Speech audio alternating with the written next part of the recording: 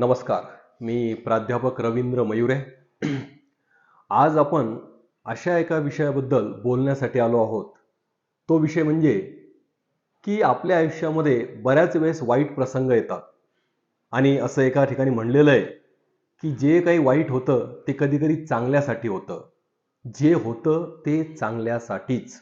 आणि याचे काही उदाहरणं जर तुम्हाला सांगायचं म्हणलं तर सगळ्यात चांगलं उदाहरण म्हणजे श्रीरामाचं आहे. ज्यावेळेस रामाला 14 वर्ष वनवास व्हावा म्हणून कैकेयी राजा दशरथ यांच्याकडे हट्ट करून बसल्या, त्यावेळेस रामाने वडिलांची आज्ञा समजून वनवासामध्ये जाण्याचा निर्धार केला. आणि ज्यावेळेस राम हे वनवासात गेले आणि 14 वर्ष त्यांनी वनवास उपभोगला, त्या 14 वर्षाच्या काळामध्ये त्यांना बऱ्याच ऋषीमुनींचे दर्शन झाले आणि बऱ्याच ठिकाणी आपली संस्कृती जपण्याचं काम त्यांच्याकडून करण्यात आलं आणि मानवाचा उद्धार त्यांनी केला. म्हणजे कैकेयीने त्यांच्यासाठी जो वाईट विचार केला होता त्याचं फळ असं झालं की रामाचं रूपांतर श्रीरामामध्ये झालं आणि रामाकडून बऱ्याच प्रमाणामध्ये मानवाचा उद्धार झाला. दुसरं उदाहरण जर आपल्याला बघायचं झालं तर शकुनी आणि दुर्योधन यांनी आपल्या वाईट मार्गाने आणि छळ करून पांडवांना द्यूतमध्ये हरवलं आणि त्यांना 12 वर्ष वनवास आणि 1 वर्षाचा अज्ञातवास दिला. आणि ज्यावेळेस 12 वर्ष पांडव हे वनवासात होते त्यावेळेस अर्जुनाने शंकराची उपासना केली आणि त्यांना पशुपतास्त्र मिळालं. आता हे पशुपतास्त्र असं अस्त्र होतं की त्याचा उपयोग अर्जुनाने जयद्रथ याला मारण्यासाठी केला. कारण जयद्रथ हा वृद्ध क्षत्र नावाचे जे नरेश होते सिंधू देशाचे, त्यांचा हा पुत्र होता आणि दुर्योधनाची बहीण त्याला दिली होती. आणि विशेष म्हणजे ज्यावेळेस जयद्रथाचा जन्म झाला त्यावेळेस त्याच्या वडिलांकडून त्याला असं वरदान मिळालं होतं की जयद्रथला जो कोणी मारेल, मारल्याबरोबर ज्यांनी मारलं त्याचं पण शिर हे देहापासून वेगळं होईल आणि त्याचा विस्फोट होईल. म्हणून त्याला मारणं हे फार आव्हानात्मक होतं. मग अशा वेळेस अर्जुनाने जे पशुपतास्त्र मिळवलं होतं त्या पशुपतास्त्राच्या साह्याने अर्जुनाने त्याची मान अशा पद्धतीने उडवली की ती मान सरळ त्याचे वडील ज्या ठिकाणी तप करत होते त्यांच्या मांडीवर जाऊन ते पडलं आणि ते उठता क्षणी ते खाली पडलं आणि त्यांच्याकडून ते खाली पडलं म्हणून ते देखील मेले. म्हणजे या पशुपतास्त्राचा उपयोग अर्जुनाला जयद्रथला मारण्यासाठी झाला. इतकं महत्वाचं ते पशुपतास्त्र होतं. पण ते केव्हा मिळवता आलं अर्जुनाला? ज्यावेळेस तो वनवासात होता आणि 12 वर्ष त्यांनी शंकराची तपश्चर्या केली त्यावेळेस. म्हणजे शकुनी आणि यांनी त्यांचं वाईट व्हावं म्हणून त्यांना वनवासात पाठवलं, पण त्या ठिकाणी अर्जुनाला त्याचा असा उपयोग झाला. म्हणून मी म्हटलं की काही काही वेळेस वाईट गोष्टी ह्या आपल्या चांगल्यासाठी होतात. तिसरं उदाहरण जर बघायचं झालं तर गौतम बुद्धाचं. गौतम बुद्धाच्या वडिलांना जे शुद्धोधन राजा होते त्यांना गौतम बुद्ध लहान असताना सांगण्यात आलं होतं एकतर हा फार मोठा सम्राट होईल किंवा संन्यास होईल आणि हा संन्यास होऊ नये म्हणून यांना संन्यासींच्या सहवासामध्ये जाऊ देऊ नका, अन्यथा ते त्या मार्गाला जातील. म्हणून शुद्धोधन राजांनी खूप काळजी घेतली की सिद्धार्थ म्हणजे गौतम बुद्ध हे संन्यासांच्या सहवासात गेलेच नाही पाहिजे, यासाठी त्यांनी खूप प्रयत्न केला. पण अशात सिद्धार्थ म्हणजे गौतम बुद्धाची जी काही काकू होती त्या काकूंना सिद्धार्थला संन्यास घ्यायला पाहिजे अशी त्यांची इच्छा होती. कारण सिद्धार्थ यांनी जर संन्यास घेतला तर त्यांच्या मुलाला राज्य मिळेल असे त्यांना वाटत होतं. म्हणून त्यांनी एक दिवस सिद्धार्थला बाहेर आपल्या गावाच्या कोणीतरी संन्यासी आले असं सांगितलं आणि सिद्धार्थ गौतम बुद्ध त्या ठिकाणी त्यांना भेटण्यासाठी गेले आणि ते त्यांच्या सहवासामध्ये आल्यानंतर त्यांच्यापासून प्रभावित झाले आणि त्यांनी संन्यास मार्ग स्वीकारला. पण त्यांच्या काकूनी जरी त्यांचं वाईट केलं पण त्यानंतर गौतम बुद्ध किती महान झाले हे तुम्हालाही माहिती आहे की त्यांनी आपल्या जगासाठी किती मोठं कार्य केलं आणि आपल्या जगाला दुःखापासून कसं मुक्त होता येईल यासाठी त्यांनी अविरतपणे कार्य केलेलं आहे.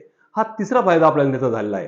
त्यानंतर आपलं जर आताचं उदाहरण बघायचं झालं 400-500 वर्षापूर्वीचं तर एक दिवस अकबर आपल्या राज्यामध्ये होता आणि त्या क्षणाला त्यांच्या बोटाला लागलं. बोटाला लागल्यामुळं त्यांचं बोट कापल्या गेलं आणि रक्त बाहेर यायला लागलं. तेवढ्यात बाजूला बिरबल होते. बिरबल म्हणाले महाराज त्रास करून घेऊ नका, जे होतं ते चांगल्यासाठीच. याचा अकबराला फार राग आला आणि लगेच अकबराने सांगितलं की बिरबलाला लगेच कारागृहात टाका. मग बिरबलाला कारागृहात टाकण्यात आलं.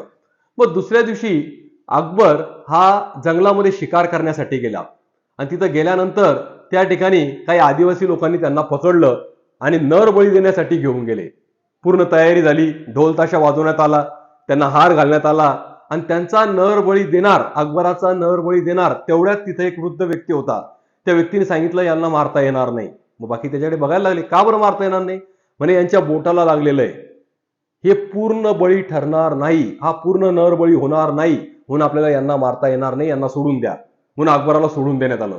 अकबर जेव्हा राज्यामध्ये परत आले तेव्हा त्यांना फार बरं वाटलं की बिरबल जे म्हणाला होतं ते बरोबर आहे, की जे होतं ते चांगल्यासाठी. आज मी माझं बोट कापलेलं होतं म्हणून त्यांनी माझा बळी दिला नाही, हे माझ्यासाठी चांगलं झालं. पण मी फार वाईट केलं की बिरबलला कारागृहात टाकलं. त्यांना लवकर घेऊन या म्हणे, लगेच इथं माझ्याजवळ. लगेच ती बिरबलाला घेऊन आली सैनिक.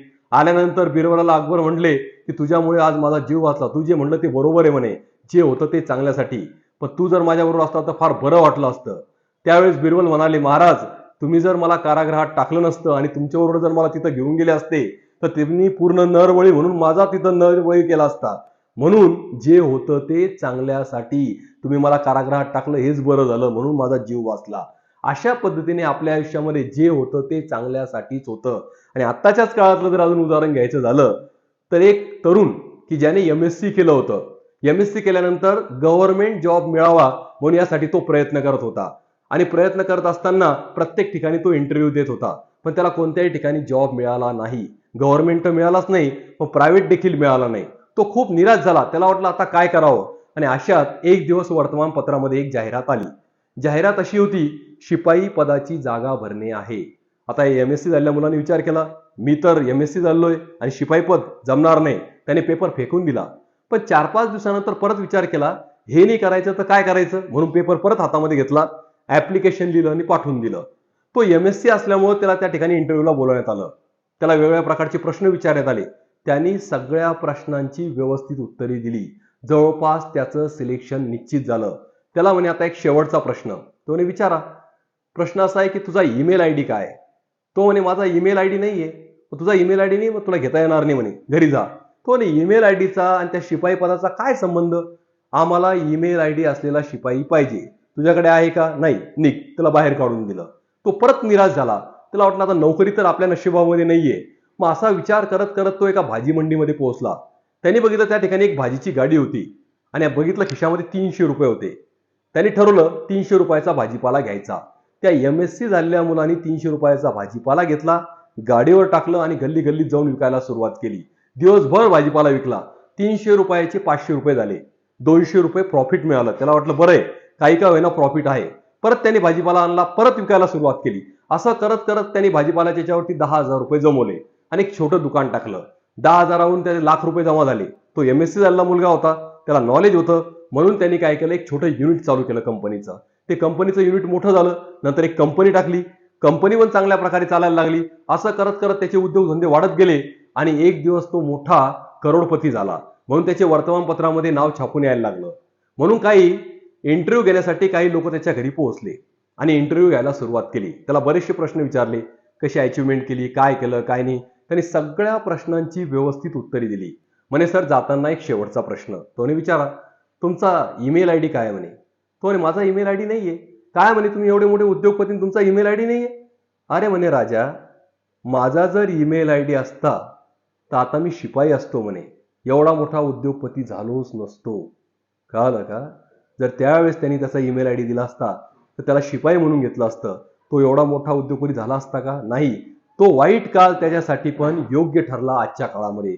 म्हणून आपल्या आयुष्यामध्ये कधी कधी वाईट प्रसंग येतात, आपल्याबरोबर वाईट गोष्टी घडतात, पण त्या चांगल्यासाठीच होतं असं जर आपण मनात विश्वास ठेवला, श्रद्धा ठेवली तर निश्चितच आपल्याबरोबर चांगलं होईल. म्हणून कोणत्याही वाईट प्रसंगाने कधीही निराश होऊ नका. जे होतं ते चांगल्यासाठीच. धन्यवाद.